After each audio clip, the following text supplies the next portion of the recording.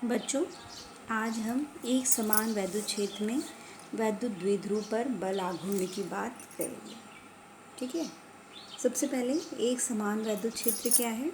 एक समान वैद्युत क्षेत्र मतलब कि जो भी हम क्षेत्र ले रहे हैं उस पर हर बिंदु पर क्या है, जो वैद्युत क्षेत्र की तीव्रता है वो क्या है, एक समान है यानी परिमाण में भी समान है और दिशा में भी क्या है, समान है। तो मान लीजिए ये हमने क्षेत्र लिया है, तो हम ये मान रहे हैं कि वैद्युत क्षेत्र की दिशा किधर से किधर की ओर है, इधर से इधर की ओर है। ठीक है।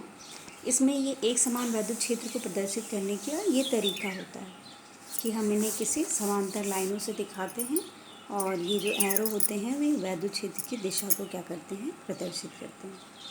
ठीक है। तो आगे देखिए, ये एक समान वैद्युत क्षेत्र है हमारा, उस पर क्या है, कोई वैद्युत द्विध्रुव रखा हुआ है। ये हमारा क्या है, वैद्युत द्विध्रुव है। वैद्युत द्विध्रुव माइनस क्यू, और वैद्युत द्विध्रुव के एक पॉइंट पर माइनस क्यू है और दूसरे पॉइंट पर क्या है, प्लस क्यू है। इन दोनों के बीच की दूरी कितनी है, 2l है। माइनस क्यू आवेश हमने ए बिंदु पर माना है और प्लस क्यू आवेश हमने बी बिंदु पर माना है। ठीक है। अब देखिए, यहाँ पर प्लस क्यू आवेश है और यहाँ पर क्या है, माइनस क्यू आवेश है। ये कहाँ पर रखे हुए हैं, एक समान वैद्युत क्षेत्र पर रखे हुए हैं। तो जब ये एक समान वैद्युत क्षेत्र पर रखे होंगे तो देखिए प्लस क्यू आवेश पर इस वैद्युत क्षेत्र के कारण क्या होगा, एक क्या कार्य करेगा, बल कार्य करेगा।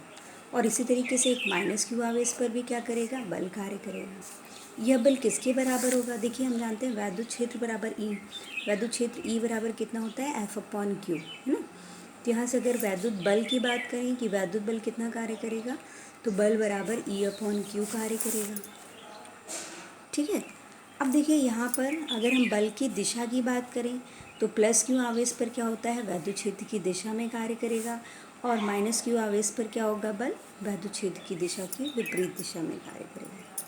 तो आप देख रहे हैं कि यहाँ पर हमारा क्या है, जो वैद्युत द्विध्रुव है इस पर दो बल कार्य कर रहे हैं। एक क्या है, वैद्युत क्षेत्र की दिशा में, और एक क्या है आपका, वैद्युत क्षेत्र की विपरीत दिशा में।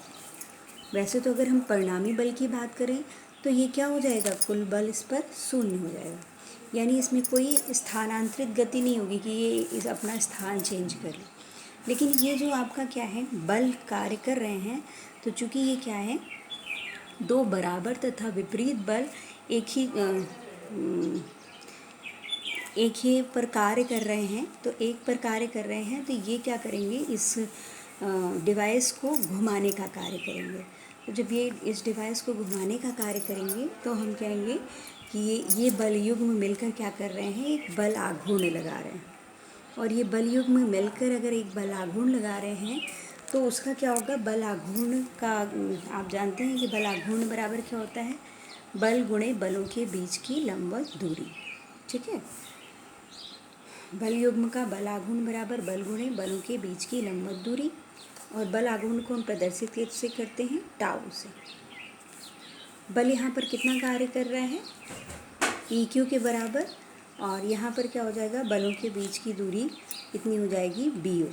ठीक है। बलों के बीच की दूरी, देखिए बलों के बीच की लंबवत दूरी, बलों के बीच की लंबवत दूरी आपकी कितनी हो जा रही है, BO, है ना।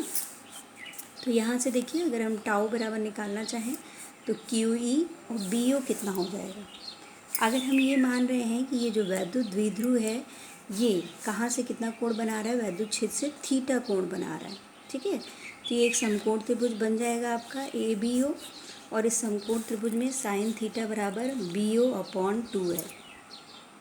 इस समकोण त्रिभुज में अगर हम साइन थीटा लेते हैं तो BO हमें निकालना है, हमें कर्ण मालूम है, तो ये लंब बटे कर्ण किस में मिलेगा, साइन थीटा में मिलेगा। तो साइन थीटा बराबर BO/2l, इसलिए BO बराबर कितना हो जाएगा, 2l साइन थीटा। ठीक है। तो BO की जगह हम कितना लिख सकते हैं, 2l साइन थीटा लिख सकते हैं। अब देखिए आगे, इसको हम 2QL भी लिख सकते हैं, 2QLE साइन थीटा। 2QL क्या हो जाता है आपका, P के बराबर हो जाएगा। ठीक है। तो P के बराबर हो जाएगा तो आप यहाँ P रखेंगे, तो टाउ बराबर आपका कितना हो गया, PE साइन थीटा। ठीक है। बल आघूर्णिक क्या होती है, सदिश राशि होती है। तो जब आप इसे सदिश रूप में लिखेंगे तो आप जानते हैं कि दो वेक्टरों का सदिश गुणन परिमाण में किसके बराबर होता है, पी ई साइन थीटा के बराबर होता है। तो दो वेक्टर हैं हमारे, पी और ई दोनों ही वेक्टर हैं, सदिश राशियाँ हैं, इसलिए जब आप इनका सदिश गुणन करेंगे तो यह किसके बराबर हो जाएगा, बल आघूर्णिक के बराबर हो जाएगा। तो टाउ बराबर आपको कितना मिल रहा है, P vector cross of E vector. ठीक है। टाउ की दिशा की अगर हम बात करें तो आपने फर्स्ट ईयर में पढ़ा हुआ है कि इन जो टाउ की दिशा होगी वो पी और ई दोनों की ही क्या होगी, लंबवत होगी। ठीक है। अब अगर हम यहाँ पे बात करें कि हमारा थीटा जो है वो अगर 90 डिग्री हो जाए, थीटा कितना हो जाए, 90 डिग्री हो जाए, तो जब थीटा 90 डिग्री हो जाएगा तो हम कहेंगे साइन थीटा किसके बराबर हो जाएगा, 1 हो जाएगा। तो उस समय पर साइन थीटा की मैक्सिमम वैल्यू आपको प्राप्त होगी, इसलिए हम कहेंगे टाउ मैक्स, यानी टाउ भी उस समय अधिकतम कार्य करेगा और वह टाउ अधिकतम किसके बराबर होगा, पी ई के बराबर होगा। ठीक है। और टाउ मिनिमम की बात करें तो टाउ मिनिमम कब होगा, जब थीटा आपका जीरो हो जाएगा, थीटा आपका जीरो हो जाएगा तो साइन थीटा भी आपका जीरो हो जाएगा और टाउ मिनिमम आपका जीरो के बराबर हो जाएगा।